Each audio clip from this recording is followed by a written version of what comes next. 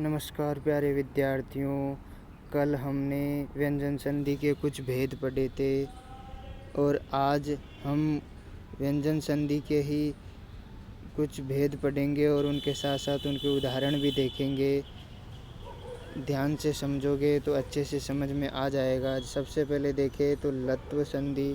लत्व संधि में क्या होता है, नाम से ही पता चल रहा है कि लय के स्थान पर यानी लय किसी के स्थान पर होने वाला है।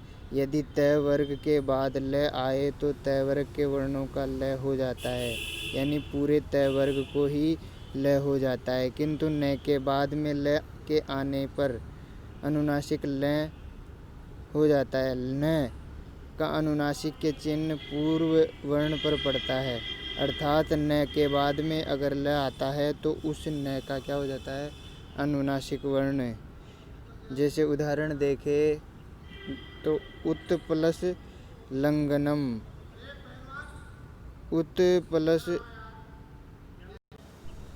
उत में तय वर्ग है और इधर क्या है, लय है, तो इस तय को भी क्या हो जाएगा, लय हो जाएगा और शब्द बनेगा उल्लंघनम, अर्थात यहाँ डबल लय हो जाएगा संपूर्ण उदाहरणों में।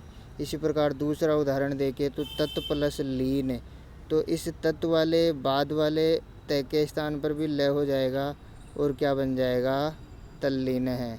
इसी प्रकार उत प्लस लिखितम, तो इस उत के तय को क्या हो जाएगा, लय और क्या बन जाएगा, उल्लिखितम।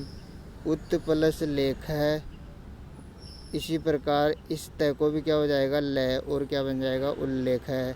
इसी प्रकार महान प्लस लाभ है, तो इस न को अनुनासिक यानी चंद्र बिंदु उदाहरण में लग जाएगी और लय क्या हो जाएगा, डबल और क्या बन जाएगा, महान लाभ है। इसी प्रकार विद्वान प्लस लिखती, तो इस न का क्या हो जाएगा, अनुनासिक के और क्या बन जाएगा, विद्वान लिखती।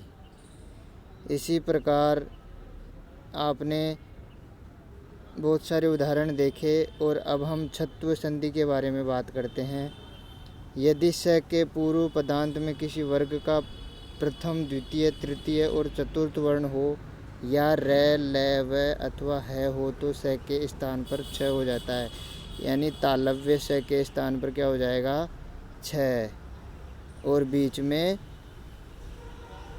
तय भी हो जाएगा प्रथम वर्ण के स्थान पर। जैसे एतत् प्लस शोभनम है, तो इस तालव्य स को तो क्या हो जाएगा, छ, और ये प्रथम वर्ण है तय, उसके स्थान पर क्या होगा, पहला वर्ण च हो जाएगा इस चतुर्थ संधि के हिसाब से और क्या बन जाएगा, एतत् शोभनम, अर्थात स के स्थान पर छ हो गया और तय के स्थान पर क्या हो गया, पहला वर्ण च और क्या बन गया, एतत् शोभनम। इसी प्रकार तत् प्लस श्रुत्वा, तो इस तय के स्थान पर पहला वर्ण हो जाएगा और इस तालव्य स के स्थान पर छ हो जाएगा और क्या बन जाएगा, तच्छ्रुत्वा।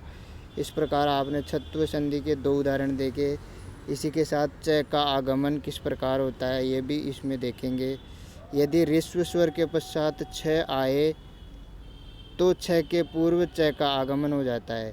ये कह रहा है कि अगर छोटा स्वर आता है और उसके बाद में छ आ जाता है तो उन दोनों के बीच में क्या हो जाता है, च का आगमन हो जाता है। जैसे देखे उदाहरण तो तरु प्लस छाया, तो तरु में रू है, उसका छोटा ऊ है और आगे क्या है, छ, तो इन दोनों के बीच में क्या हो जाएगा, च का आगमन हो जाएगा और क्या बन जाएगा, तरु छाया।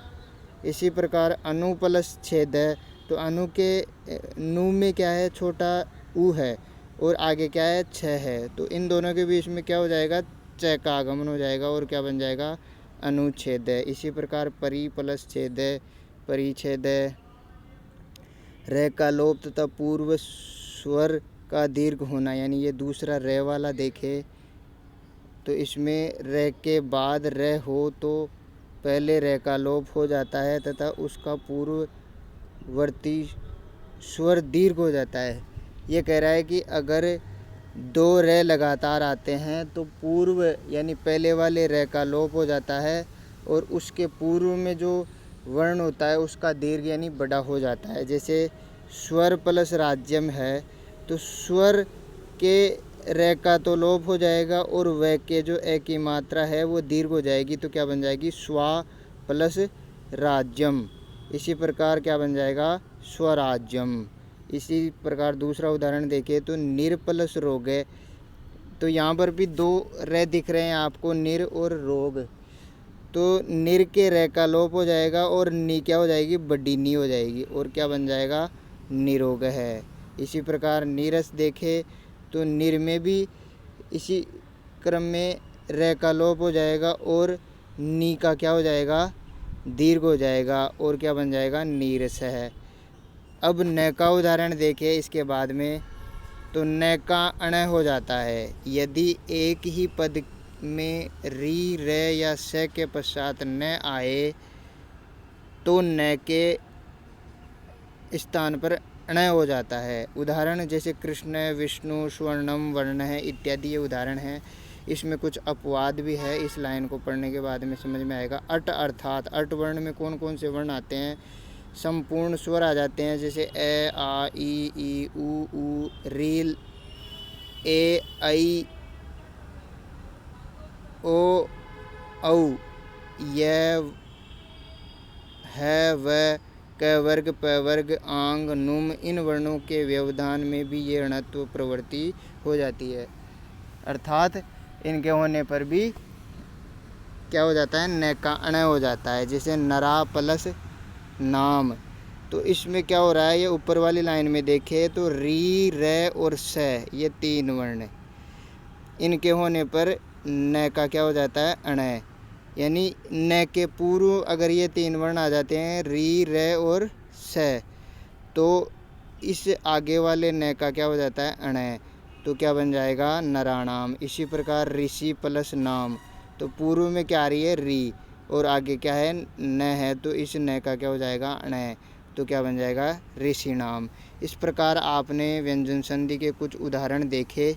आशा करता हूँ आपको अच्छे से समझ में आए होंगे। धन्यवाद।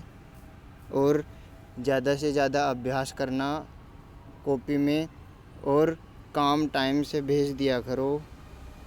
धन्यवाद।